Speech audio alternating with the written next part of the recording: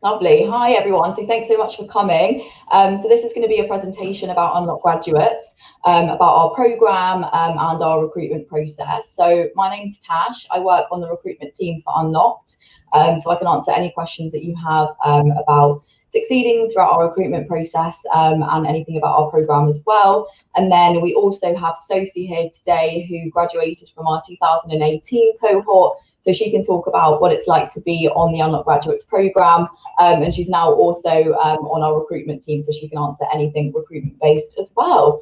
So I'm going to go through this presentation and just give you a bit of an overview of who we are, what our mission is, and what we look for in our graduates. So I hope you enjoy. So who we are. So Unlock Graduates is a 2-year leadership development programme. So we're a graduate scheme. And our main mission is to reduce reoffending in the UK. So I'm not sure how much you all know about rates of reoffending in the UK, but at the moment, almost half of adults will reoffend within a year of release. And we believe that the role of a prison officer can play a really fundamental part in bringing those statistics down. Prison officers have the most contact, more than any other professionals, with prisoners in their care. So we believe that the role is crucial in helping to reduce reoffending rates. So our 2-year leadership development programme trains graduates to work as prison officers on the front line who can lead change within the UK prison service through focusing on rehabilitation and policy changes. So I'm just going to talk to you a little bit about the kind of issues and challenges facing prisons today. So fixing prisons is one of the biggest challenges facing society. As I said, almost half of adults are reconvicted within a year of release, and this actually costs the taxpayer over 18 billion every single year. This is the total cost of detecting, sentencing, and imprisoning people who have already been through the system.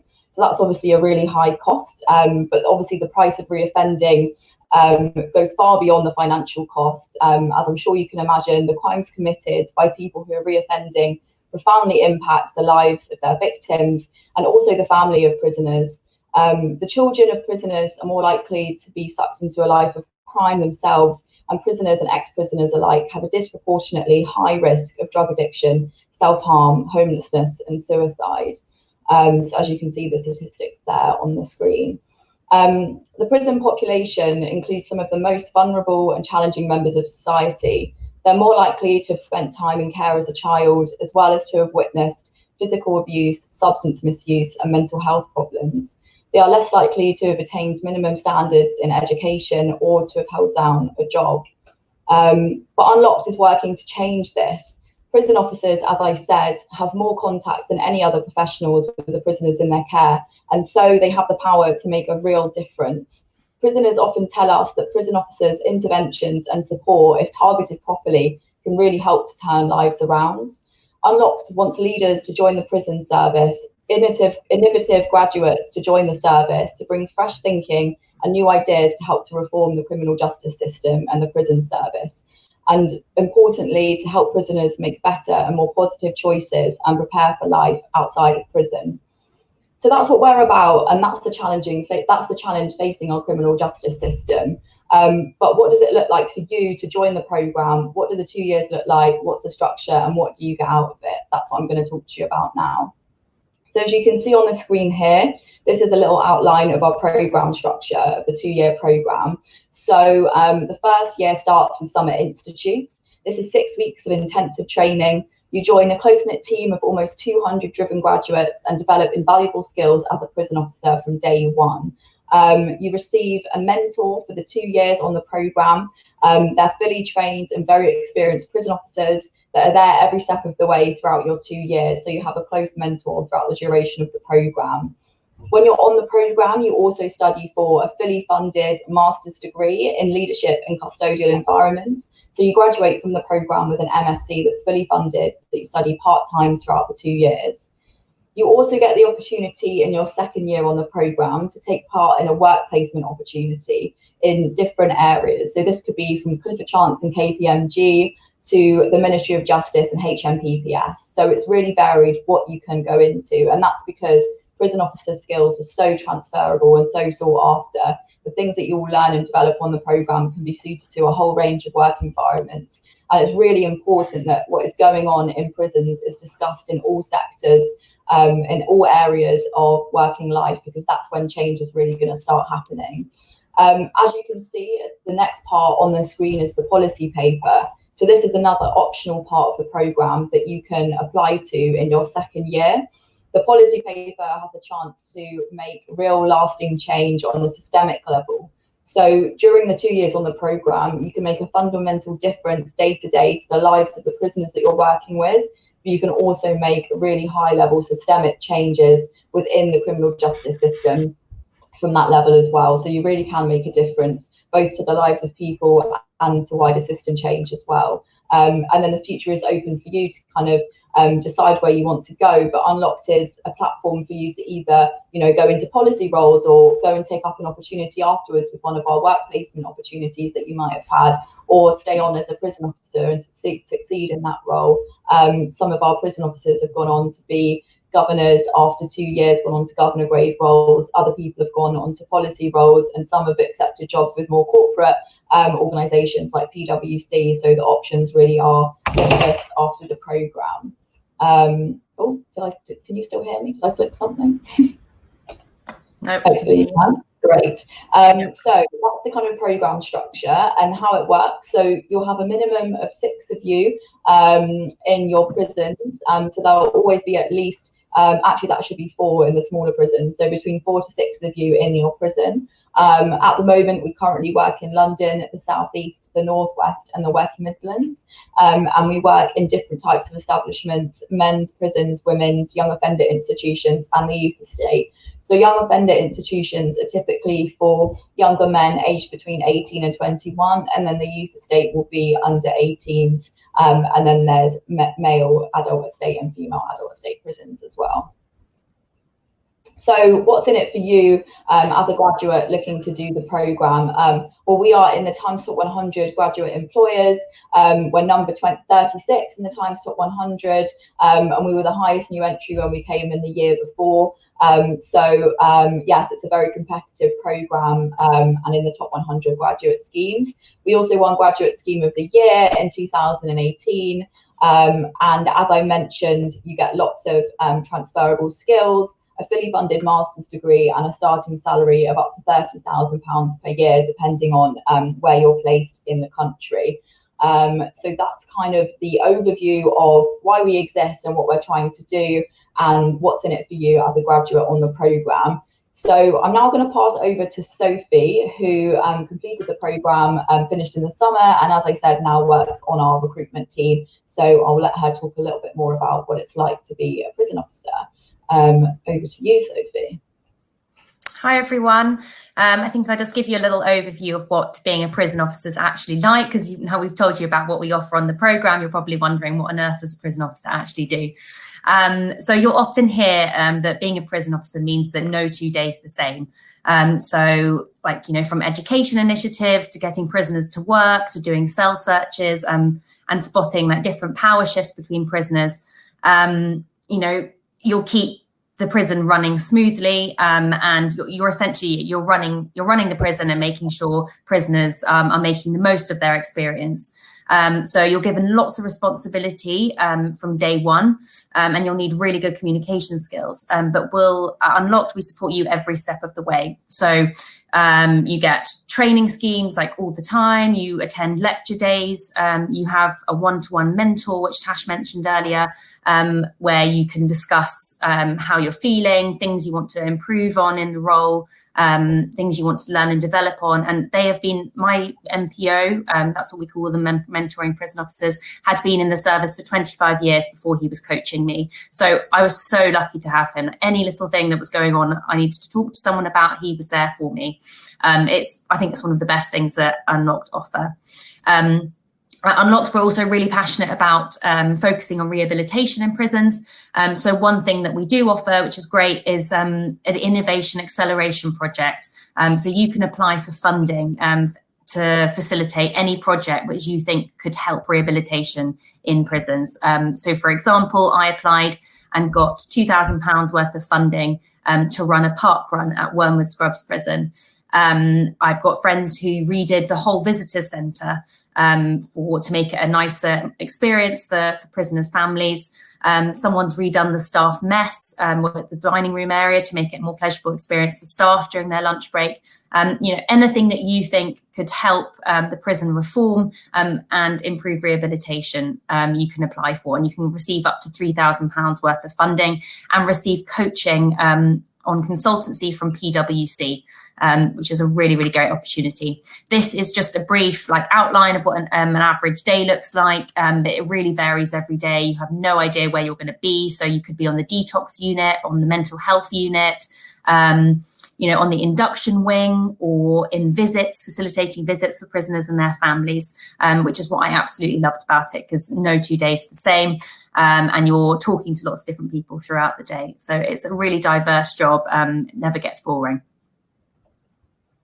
So this is a video. Unfortunately, we can't play videos today, but if you are interested, then please let us know. This one's of a guy called Nathan. He's one of our 2019 participants, talking about why he joined the programme.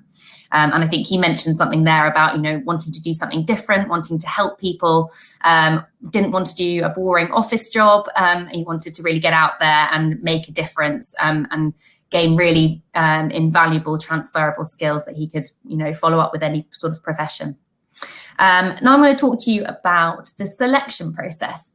So these are our core attributes that we test in every stage of our assessment. So motivation, that is, we want to know whether you care about our mission. Are you determined to make a difference in people's lives? Sense of possibility. We want to know whether you have a positive outlook and believe that people and systems can change for the better. Decision making. This is all about thinking on your feet under pressure. The nature of the prison officer role is that you've got to make decisions really, really quickly, often in quite volatile situations. And we want to know what examples you have where you've had to make really effective decisions under time pressure, and how you've coped with that pressure and how you came to that decision. We want to know your thought process of how you got there. So leadership is quite self-explanatory, but we want you to give examples of how you have been influential and been able to balance a very difficult balance is balancing compassion and empathy with authority. You've really got to get the line right. So we want to know where you've been able to do that in a leadership position. Relationship building. You want to know whether you'll be able to establish strong, effective relationships with prisoners and the staff around you, because the relationships that you have with prisoners are one of the key tools for helping in their rehabilitation. And that's why, as Tash mentioned earlier, we really focus on the prison officer role, because we believe that they have a really good opportunity to make an impact in a prisoner's life. They're the ones that have contact with them every single day. So we want to know whether you're able to build those relationships. Resilience, we want to know whether you're able to handle difficult situations and sort of bounce back. You're not going to be, it's not one of these jobs that you go in every day and you can expect the same thing to happen. Things do happen. It can be quite volatile. And we want to know whether you have the resilience to cope with that, and then also come back in the next day with the same positive attitude that you had the previous day. So think of examples that you could use to demonstrate your resilience. And then finally, we have self-awareness. So we want you to be able to reflect on your actions and behaviour and show willingness to develop throughout the programme. One of the great things about the master's degree that you do alongside the programme is you get a lot of opportunities to do self-reflective practice. So we did reflective diaries where you actually write about your day, different anecdotes, different situations you've been in, and you compare those to the literature out there, which is really interesting because you're able to take things that have happened to you at work, out of work, and really have that time to analyse them with academics, which is something really, really quite unique. No other prison officer gets that opportunity. So those are the attributes. Now I'm going to move on to the application process. You have to have at least a grade C in Maths and English GCSE and be expecting or have already gained a 2-1 in your degree. You must have the right to work in the UK for the duration of the programme. I must say also, it doesn't matter what degree you have. We accept people from all sorts of backgrounds. I think last year we had 32 different degree subjects. So we really do believe that everyone has something unique to bring to the programme. So you do not have to have studied forensic psychology or criminology, or the prison system, or whatever degree course that's related to policing or criminology. We believe even subjects like maths teach you skills like problem solving, which are going to be useful to you on this programme.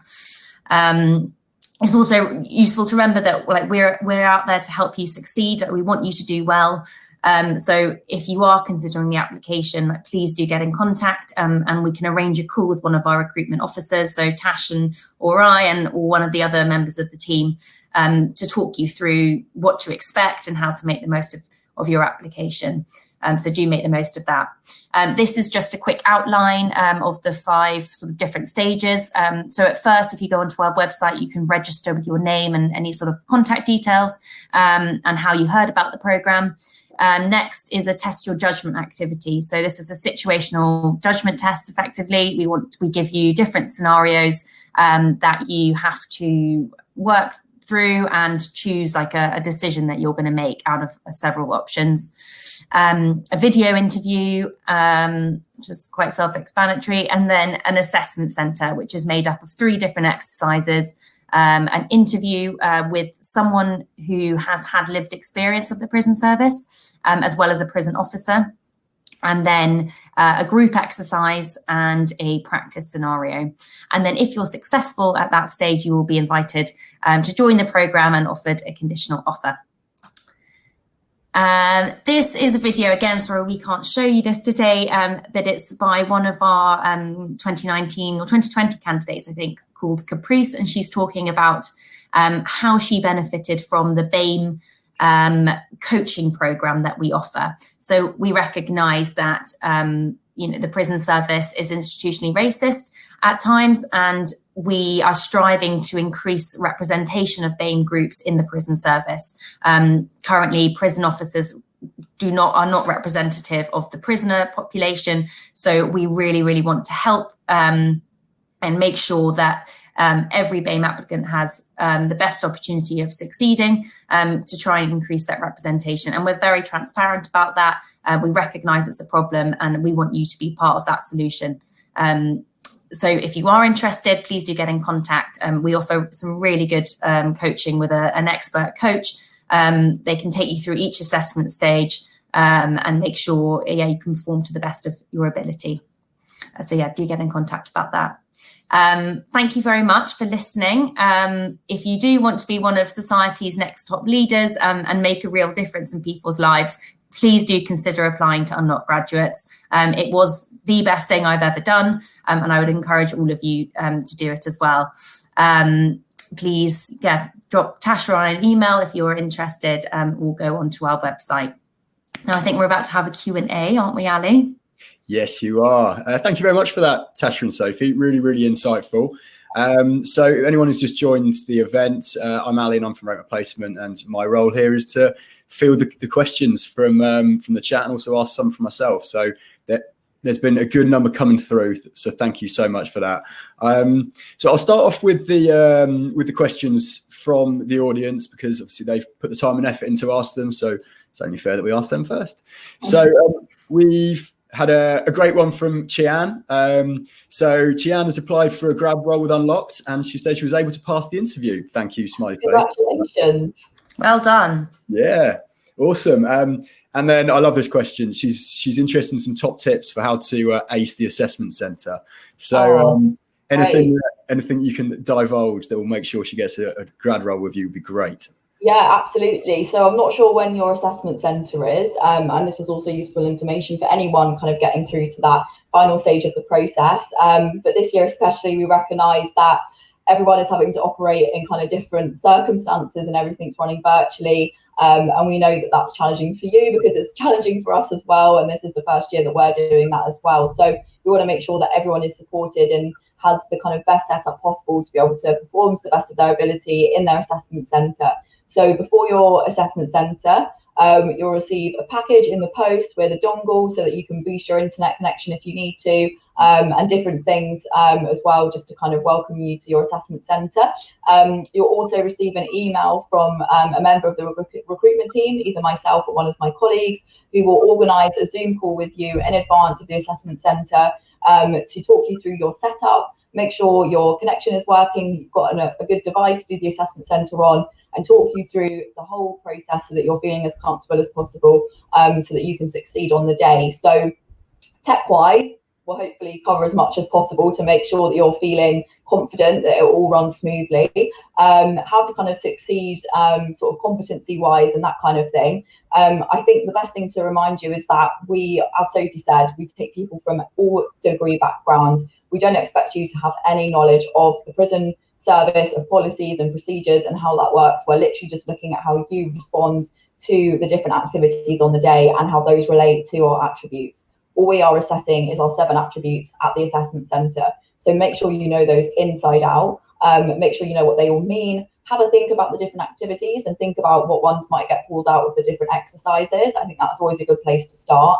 Read through the top tips that we send you. Have a look at all of our YouTube videos of our participants talking about their experiences on the programme, and just relax and be yourself, because as Sophie said, we're there to really make sure that we're getting the best out of you as possible. We're not asking you any trick questions. We want you to enjoy the day, and we're just looking at how you respond to the attributes and that you have the tools to be able to succeed on the programme. So we're not expecting you to have all of this knowledge about the intricacies of the prison service, because that's what you'll learn on the job. So hopefully that helps a little bit. Yeah.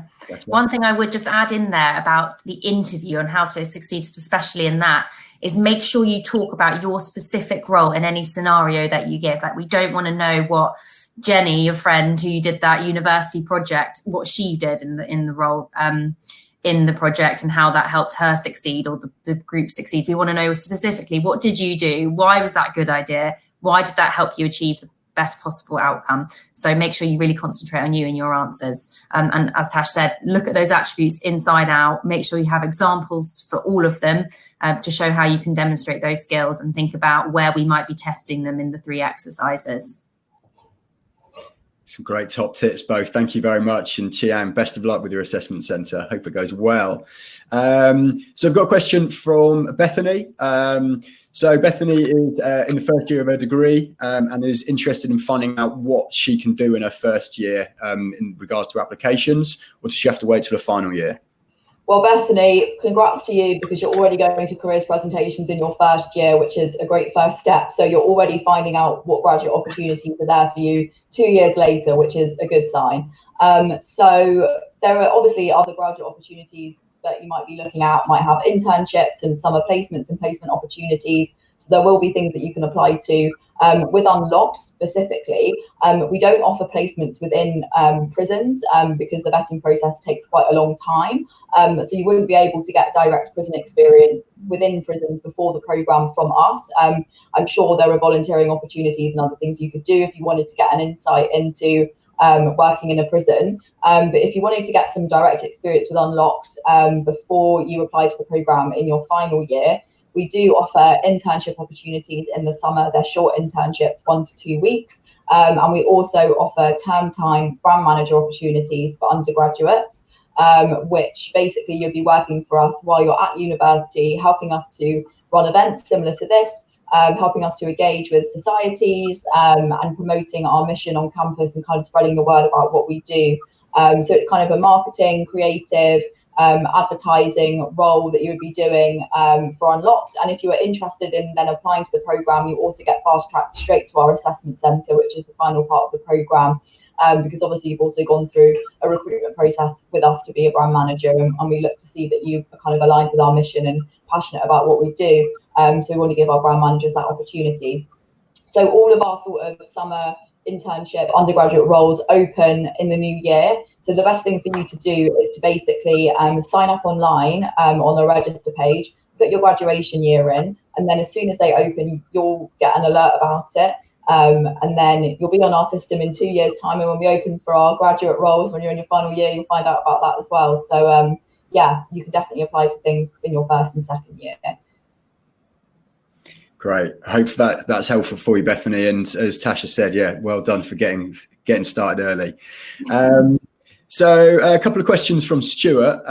So his first one is about locations, and do you get any choice about where you're located, and how does that process work? Do you want to take that one, Sophie? Yeah, sure. You do get a preference. We send out a survey around once you're given a conditional offer, so around depending when that is. But we get a list of prison placements around March and April time. We then send out a survey to you to put down your preferences, so you can choose, or you can put your preference for whether you'd like to work in a female estate or a male estate, an adult or a youth offender estate. And then you get an opportunity to put down your address and whether you'd be interested in relocating or whether you'd like to stay near your address. So, for example, I was living in West London at the time when I started the programme. I put down that address. I made a preference for a female estate, but I said that I wanted location over what type of estate. So I got given Wormwood Scrubs, which was like a half an hour walk from my house. I didn't really mind that I got a male estate. I was quite thankful of that in the end. But that's just an example. We try and place you as close to your preference as possible. We aren't always able to do that. It really depends on what places we're given from the prisons at the time. But we do try and accommodate your preferences. Yeah.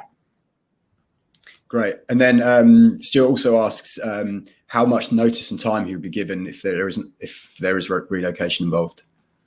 Well, so if we get the placements around March, April time, we hope to give those out as soon as possible, like end of April. And then you would have like 3 months before you actually start the training. So there would be enough time to relocate.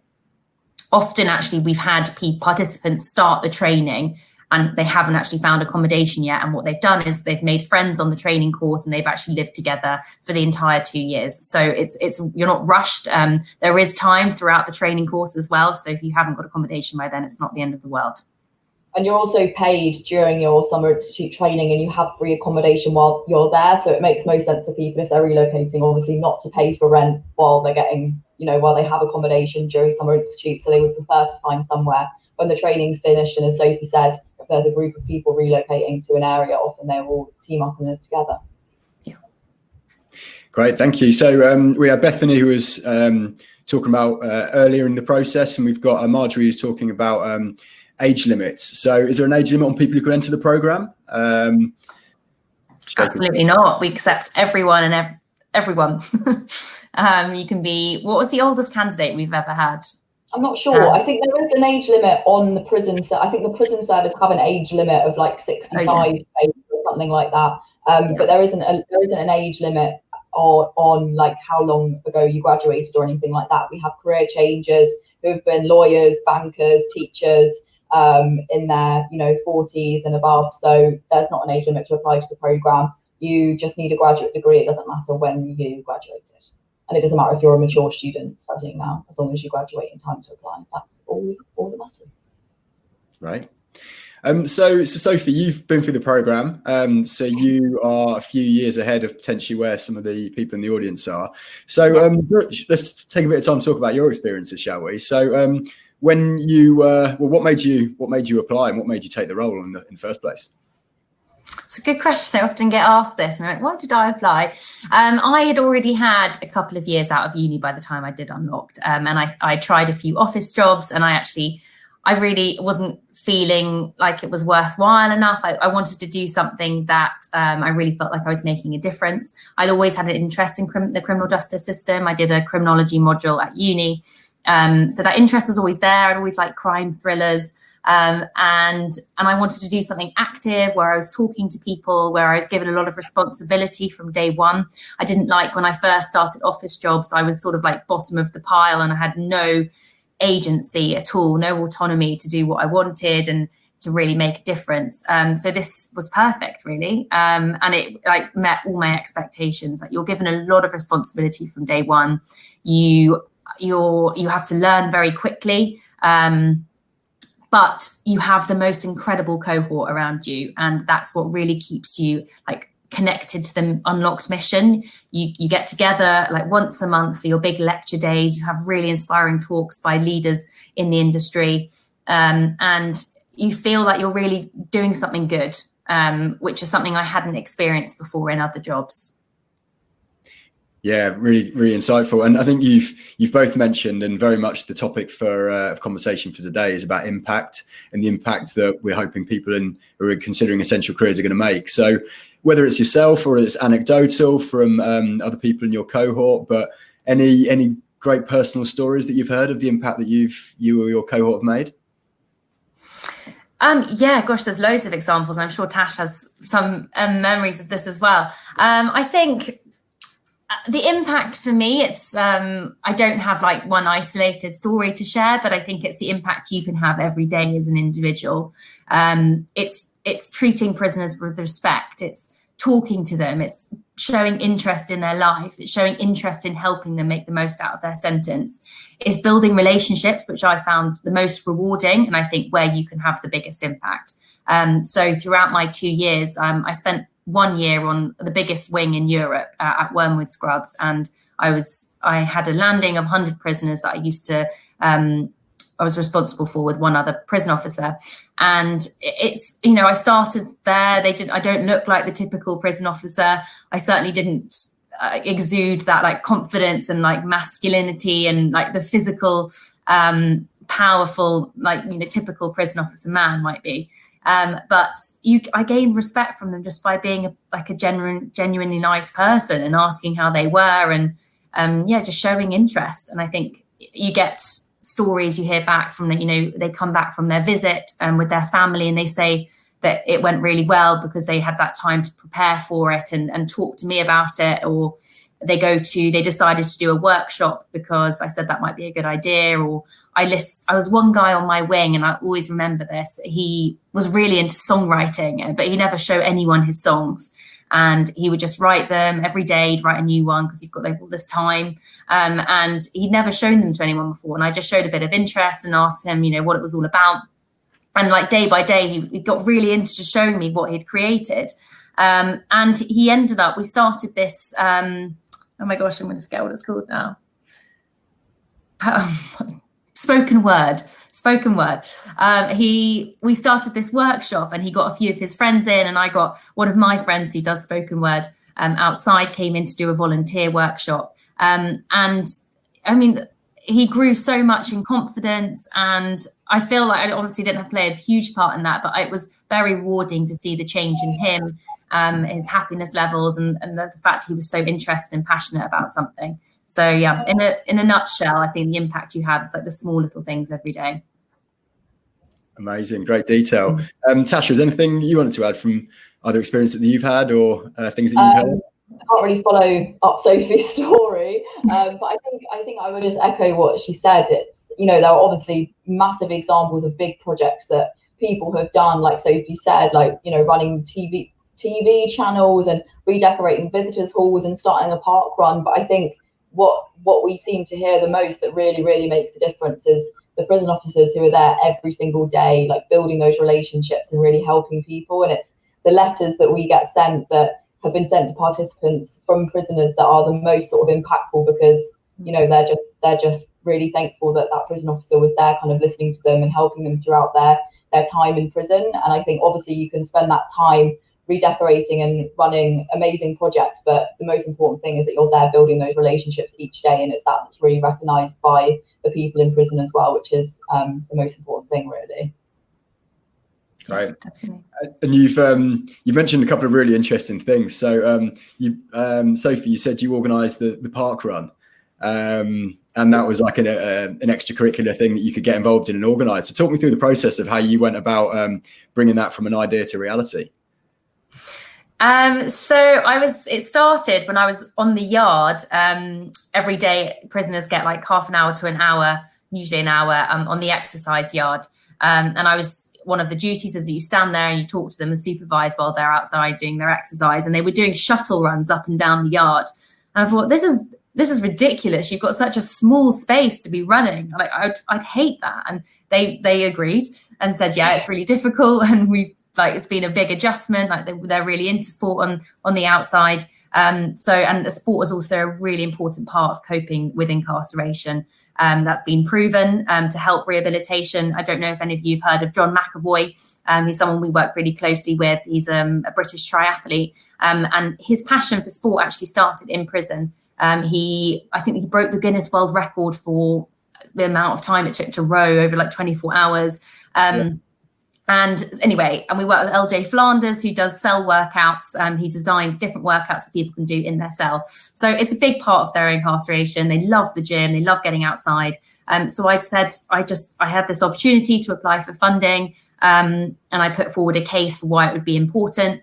Got in contact with parkrun supervisors. I actually went to a parkrun at Feltham Prison. So I think already there's about 9 different parkruns in prisons. I also thought it'd be a really good way for prisoners to connect with their family and friends, because obviously it's something that takes place in most parks every single Saturday morning, and to have that shared interest and feel part of that community, I thought that would be really beneficial. So yeah, I just put forward an application. You have to present your idea to a board. There was a mixture of people like quite high up in PwC, and then some people from Unlocked as well. And I got some funding. And it was just about to start in just before lockdown. And unfortunately, the first one couldn't go ahead. But hopefully once this is all over, we can restart it again. But yeah, it's a really good opportunity that Unlocked offer. You can do absolutely anything you think would be beneficial in your prison. And you get the opportunity to present your ideas and implement them properly with like formal coaching, which is great. Yeah, great. That's really nice. And yeah, I'm very much in the camp of can't wait for parkrun to come back on again. I know, me too. I'm not in that camp. I will not be doing that. Yeah, it's not for that's fine. You mentioned a few times as well. I didn't know this was part of the program, actually, the work placement and work experience. So yeah, that sounds really exciting and interesting. So how do you go about the process of finding a placement, and what benefit does then that lead to coming back into the prison service? Well, we have a whole team at Unlocked who you wouldn't know until you kind of start the program, but it's someone's job to basically form partnerships with our external partners that we receive, different kind of opportunities from, like Sophie mentioned there, PwC. They help us with the funding for the Acceleration Development Program. So, we have different opportunities with different partners, basically. And we get everyone's sort of feedback on what roles they would like to see within the work placement opportunities, and then it's someone's job to basically go out and try and make those happen. So one of them, there's lots of different opportunities. Basically, it kind of depends what your interests are. A lot of people do want to kind of have that exposure into policy roles. A couple of people last year, well, not even last year, in like March, April, went to HMPPS's internal policy teams to work on COVID policy that basically, is trying to protect prisoners during what is a really, really challenging time. Obviously, the outside world is in lockdown. Prisoners are also in lockdown to an absolute extreme. They can't see their families because visits can't happen. So the challenges in prisons right now is really, really tough, and it's really more important than ever for prison officers to be going in there and making sure that prisoners are feeling looked after, because their ability to go into the outside world and the outside world to come in is even more limited. So our 2 of our grads went and worked in that kind of role, and were basically asked to stay and do an extended secondment, and are now basically working in policy for HMPPS to help protect prisoners during COVID. So lots of different opportunities. Sophie, what did you do yours in? My work placement was at the Security and Counter-Terrorism Department, and I was in like the drugs team. And so for 2 weeks, we did like a tour of the UK to different prisons, and I had a really interesting team, like ex-police officers, ex like chief inspectors, some other people really high up in security, and we were there to assess the supply and demand for drugs at each prison, and how we could reduce the demand and the supply, different like steps that each prison could take, and then we'd write up reports and advise the prison on what they could do to limit drugs entering the prisons. It was interesting to see, because every prison has a more popular way of getting drugs in. In London, I think it was a London prison, there was a rat thrown over the wall, and they'd actually cut it open, stuffed it with contraband, so phones, tobacco, drugs, sewed it back up, and then let one of our really responsible prisoners, who was like cleaning the grounds, went to go and pick it up, distributed it around the wing. But that was one of the most horrific stories that I found out about on that placement. And then, so our job was to investigate it a little bit, work with the police to find out who this group of people were, because it's normally like a network that facilitate these drug moves and enter into the prison. So yeah, it was a really, really fascinating 2 weeks, and a really welcome change from prison. I think it's nice to use my knowledge from prison, working on the front line, to actually then how that could be used in like a policy kind of role. It's a good contrast between the two. Yeah, awesome. And just all the stories you're mentioning are just so real life and just making such a difference. So thank you both for sharing your stories with us. That is time now, but Unlocked will be having a breakout session in their booth. So that will last for about half an hour or so, and then hopefully they'll be in the booth for the duration. So if you've got any more questions, I notice there's been a couple of specific ones come through on the chat. So please go to their booth now and follow up the conversation. And then back on the main stage, if I just check my notes, at 12:15, we've got a Cardo group talking about how to ace a virtual assessment centre. But thank you very much, Tasha and Sophie, again. That was really interesting, so insightful, and really appreciate your time. Thank you. Thank you so much, Ali.